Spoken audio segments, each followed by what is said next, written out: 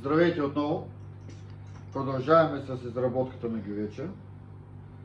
Сега ще му поставим дръжки, за да е удобно, нали, когато домакината готви, да го изважда от фурната. За целта вадим от екструдера малко глина.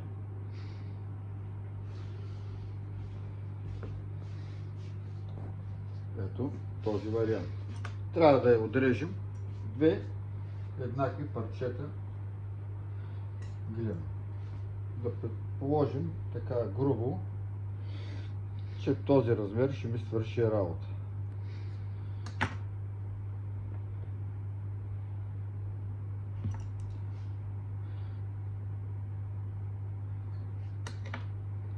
Ето така.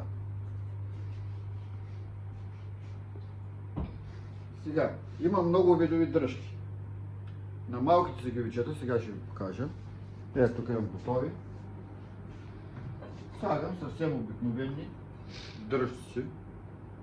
Симпатични са, но са лесни за поставяне. Така няма много работа. Нали? Аз ще ви покажа обаче класическите дръжки, които се правят на гювечетата в България, така нареченото наушване, така му викат. Ушички им слагат. И сега ще видите как става това. Пак казвам, аз не съм най-големия майстор в света или в България.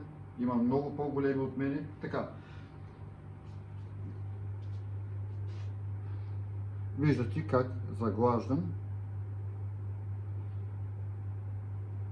за да стане този вариант. Също правим и с другите.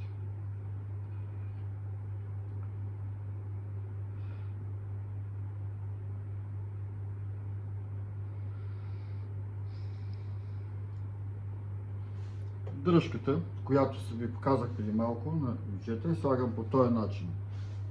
Не изглежда зле, но аз ще сложа класическите дръжки ето по този начин. Така, за целта взимаме някакъв остър инструмент и както на капака надраскваме ориентировачно, примерно ето е така. Така ще ни върви дръжката.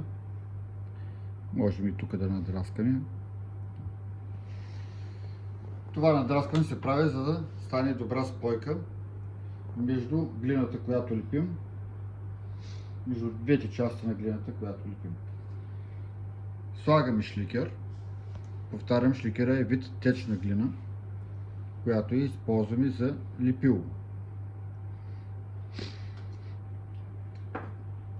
И прилепяме дръжката. Първо прилепяме, ето е така, притискаме с палеца и същата работа правим и от другата страна.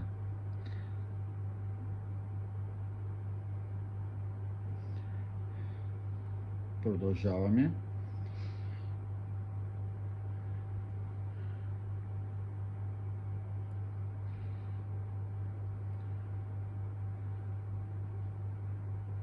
Така.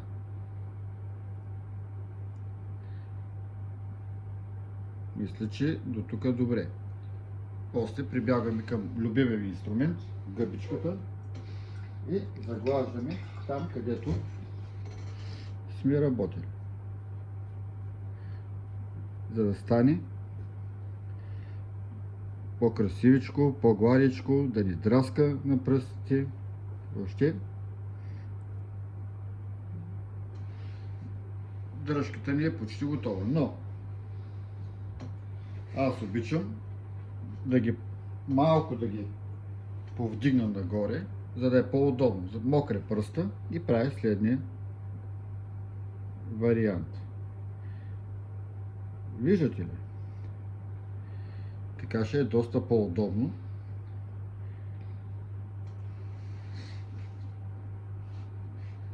Като вкараме пръстчета, можем спокойно да Вдигнем ги вече. Преминаваме към втората дръжка. Трудно ми е, признавам си, да докарам две дръжки абсолютно еднакви. Първо слагам някакъв инструмент, който да ми фиксира някакъв пречица такава, къде ще е. Така. Пада се. Ето тук някакъв.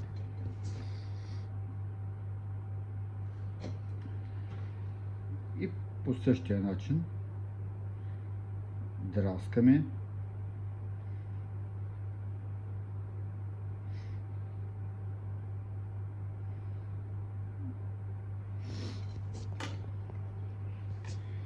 Слагаме шликер.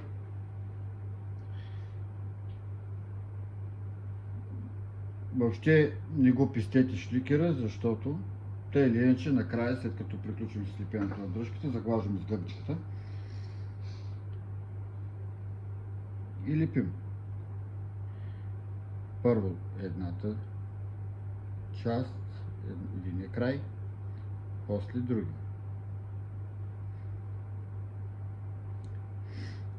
Прилепяме и от горната част.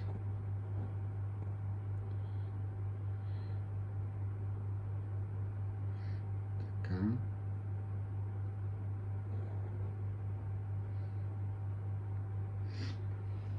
Заглаждаме гъбичката.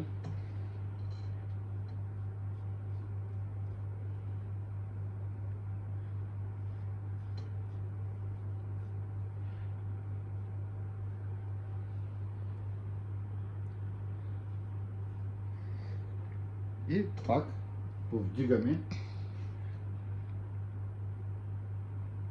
за да е удобно за държане. Поглеждаме отдалече, да видим дали са що годи еднакви дръжките. Така като гледам, на 70% са еднакви.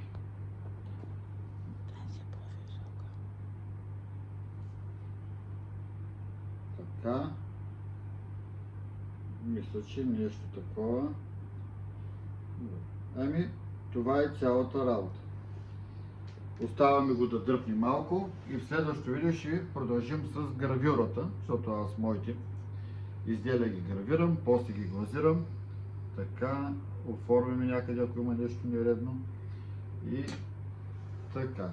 За сега, чао от мене и ще се видим в следващото видео.